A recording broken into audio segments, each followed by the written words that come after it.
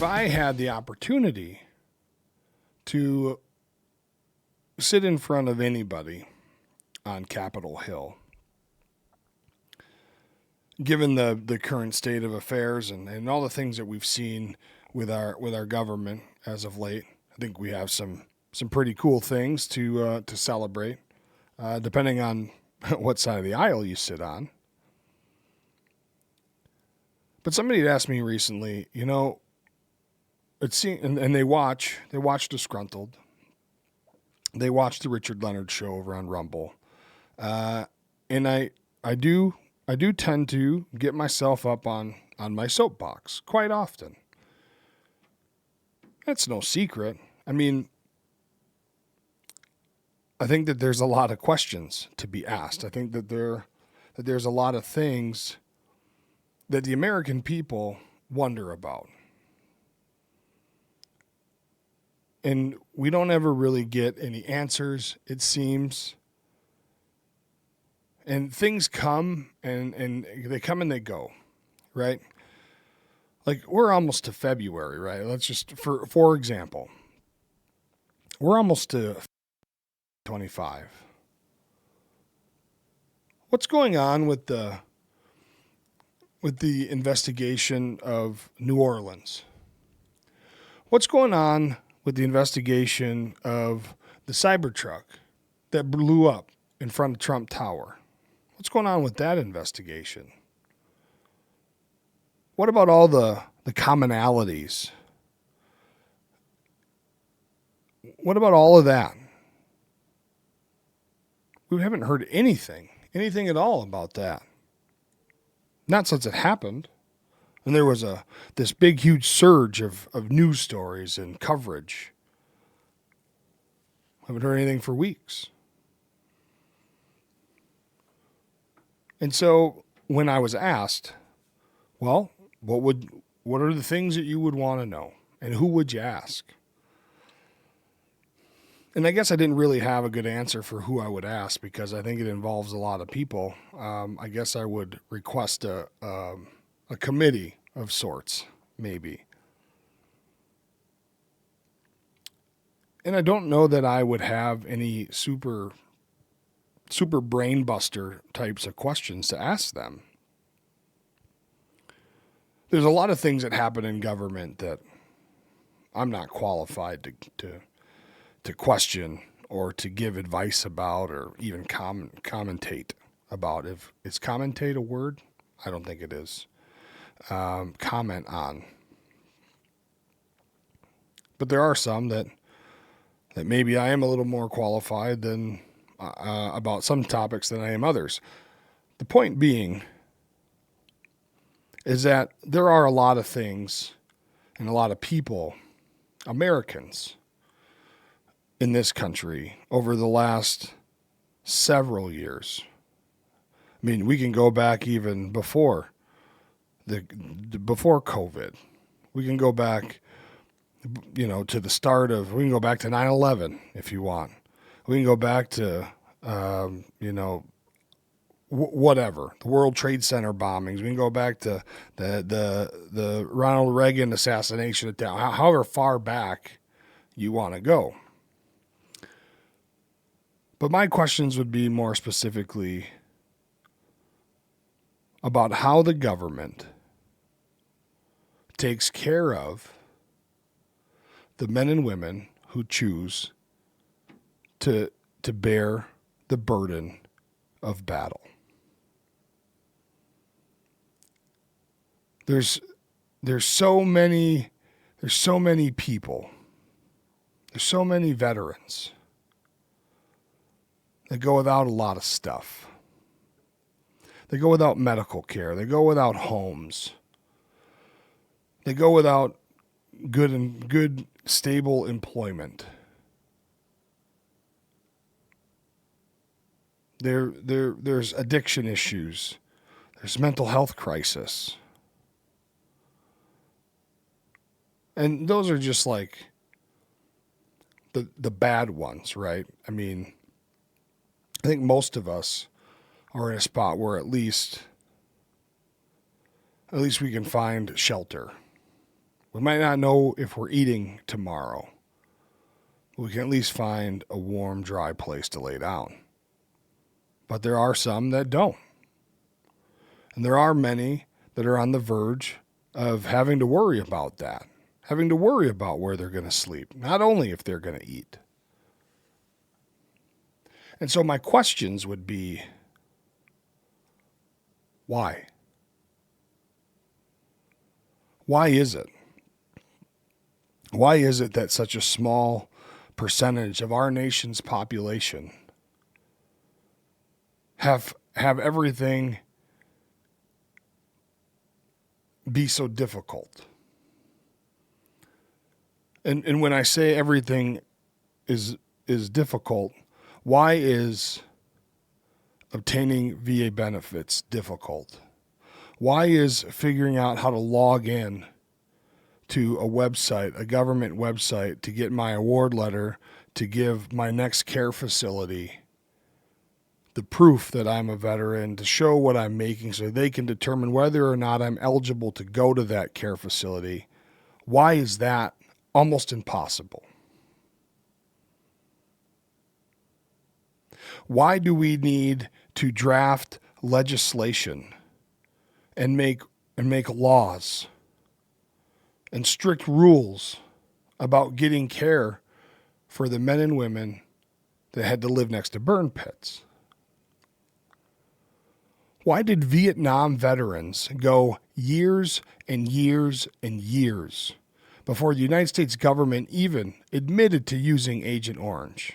The thing that was killing them at the fastest rate, the quickest rate. Why? And for those guys, the Vietnam veterans, a lot of them didn't even ask for it. They were doing their civil duty like they were called to do.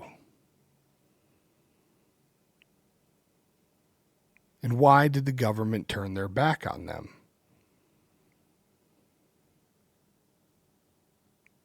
Why is it so difficult? When there's politicians, there's nonprofit organizations, there's other organizations, other government entities, not just the federal government, but state, county and city, local, all of them. Any government office will talk to you about how they love to take care of veterans. How it's such an important mission. And I'll be the first to admit, there's a lot of them that do pretty damn good work. And so for the people that do good work and that are helping veterans and are changing their lives, they deserve credit. I won't take that away from them. But I worry about mostly the guys and gals that are living on the street. The ones that need to stand in line at the food shelf every week, because that's the only way they're going to get food in their belly. The ones that are having mental health crisis. Those are the guys, and et cetera. I mean, there's more, of course. Those are the veterans that I think about when we talk about how do we help vets. And then we can expound on that, right? I mean, there's all these specialty programs that the VA offers. One being the VA Family Caregiver program. So let me lay this out for you just very briefly. And this issue is a very deep one, and it's very intertwined, and there's a lot of stuff that goes with it. But real briefly, the VA has a program that allows a veteran, if he or she qualifies, to receive all their care at home, in their house. This program also allows a family member, a close family friend, anybody like that, to also be part of the program, to be that veteran's caregiver. Usually it's a spouse. There are a fair amount that are children of a veteran. We even talked to a couple veterans whose caregivers are old teachers or old family friends or aunts or uncles or whoever you trust.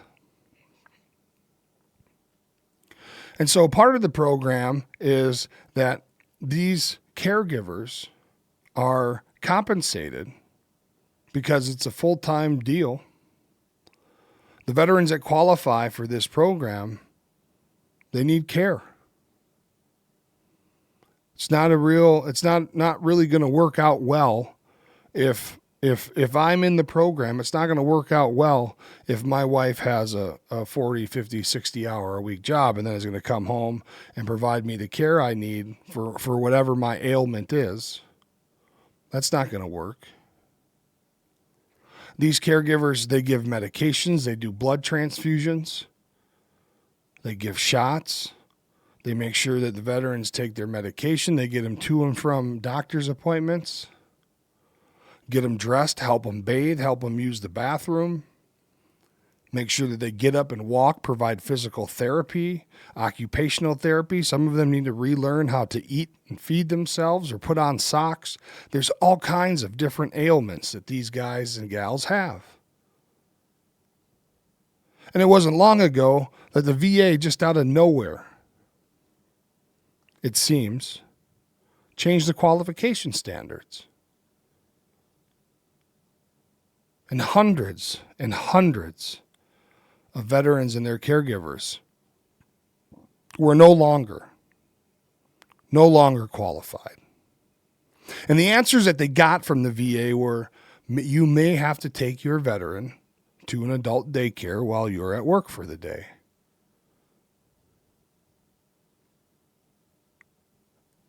And when I heard things like that, it really riles me up. It really grinds your gears. The whole reason they're in this program, particularly this specific program, is because they don't want to be at an adult daycare. Many of them, their spouses or whoever their caregiver is, has given up or put their career on pause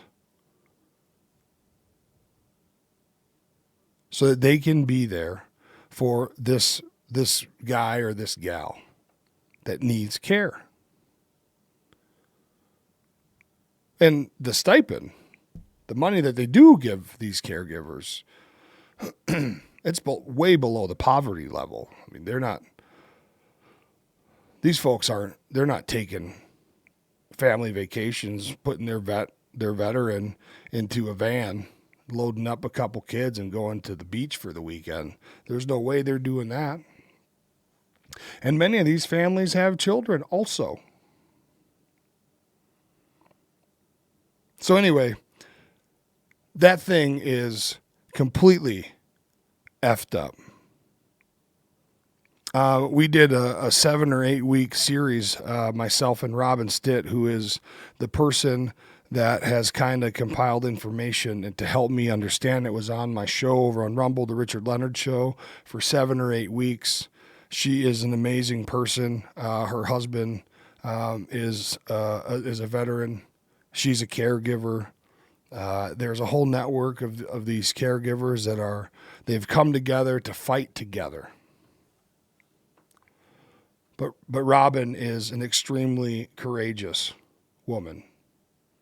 And she is going to fight for her husband, and she is going to fight for all the other caregivers and veterans in that program until there's nothing left. Or until the thing is fixed. And so those are questions I would love to ask. Why did this happen? And I think that a lot of people would assume to know the answer. Like, I think that I would know the answer. I think all of this happened because they're fucking greedy. They all want these people in high places in government. They all want money and power and control, and they want to tell you how you're going to live your life because it better suits their pocketbook and their career progression, and it shows them that they have some power. And I didn't really think that it was all that possible. That all these people in high places, especially in VA, could look down on these thousands of people working at VA facilities. And those people, the folks that work frontline staff at VA facilities, in my experience, have been amazing. 97% of them have been absolutely amazing. Not only giving me care, but just witnessing them take care of other veterans who are more in need of assistance than I am, maybe. I've had a couple operations, surgeries at the VA hospital, and watching them, take care of me and take care of the other 3 or 4 guys that are in the room that I'm staying in, it's always been a pretty pleasant experience, other than the one time they almost killed me with over medicating me with morphine and almost destroyed my liver. But that wasn't the nurse's fault. It wasn't the dudes bringing our food. Those are the folks that are making the big money, the doctors and the administration and all those other things. But I think really where it gets sour is once it reaches the VISN level and then Washington, D.C. And then when you start to look in at all this stuff and you start to see and understand just a little bit, and I think that I don't understand much, but when you look and try to see and understand just a little bit of how all these things are kind of intertwined, and then holy shit, if you really want a wake-up call, go and check out the government contracts and who's running those and who owns those and how they're connected to the advisory committees that write the rules for any particular program, and then see how they're connected to the actual VA leadership out in Washington, D.C., and like the whole path, man. And when you really start digging in, you start to see, or at least what it looks like, is that it's just this big clusterfuck of greedy people. And they're writing contracts and hiring their buddies so that they can pay their buddies this astronomical amount of money and kickbacks. And where they leave VA and they go to nonprofits that control VA, and then they come back to VA when a different administration comes into office. It's just wild. It's almost like a movie. And it's all right there in black and white. Sometimes it'll take you 1,000 clicks to read through enough stuff to put it all together. And it becomes a long evening when you're reading and tracing back and this and that and the other thing. But holy shit, folks, it's there.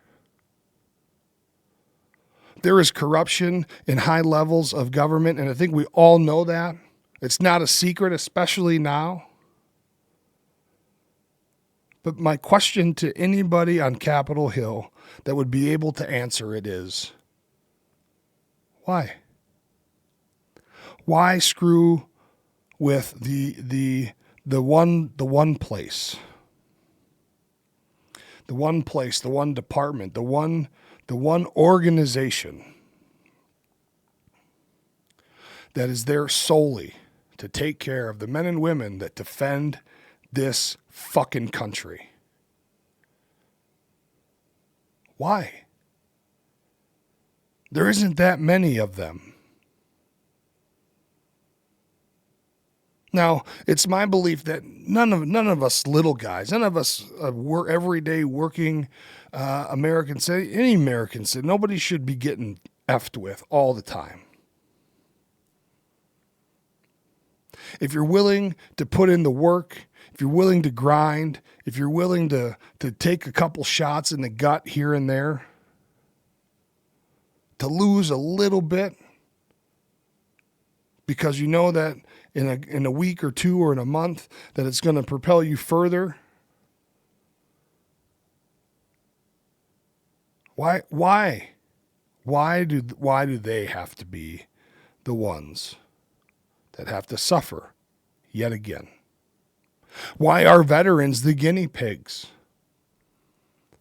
Why do all these experimental procedures and tests and sometimes experimental medications and crazy stuff that they do in the hospitals about listening and tracking movement to see about like times to get to and here to and from here to there. I mean, there's just a lot of wild stuff, and it all starts in VA facilities. And if it works well for the VA, after all the research we've done, it leads us to believe that's what gets rolled out to the rest of the country. Veterans are the easy target. They got our information. They got everything about us.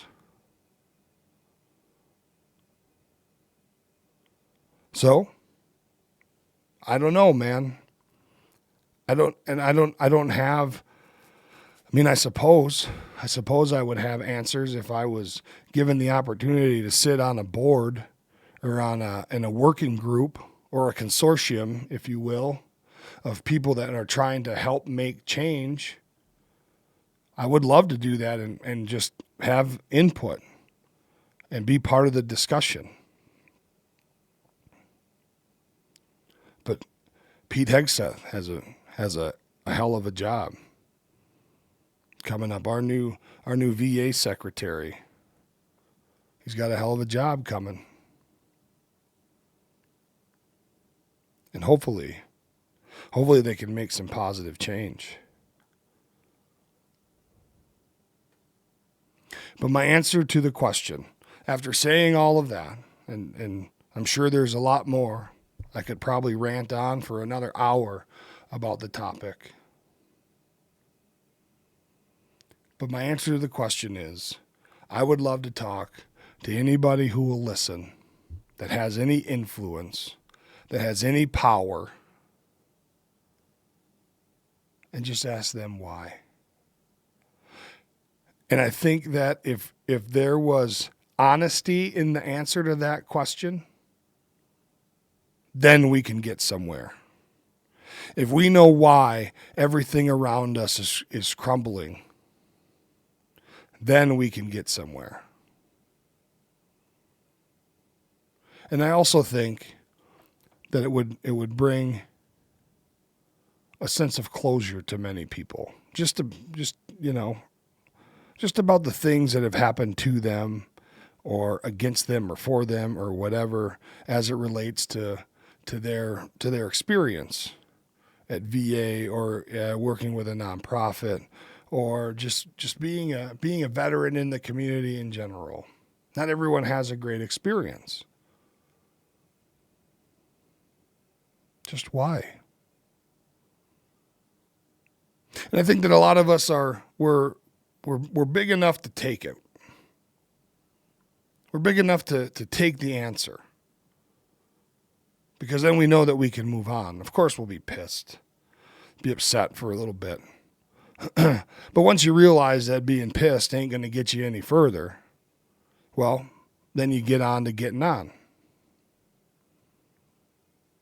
So, I don't know. Tell me what you guys think. Maybe you have a difference of opinion. Also, if you like what we're doing here, I'm going to start trying to do this every time I close a video. If you like what we're doing here, please consider dropping us a subscribe, a like, a comment, a this or that, whatever it is you're comfortable with. All of those things help us out a ton. We really appreciate it. I used to say it all the time, and I'll say it again.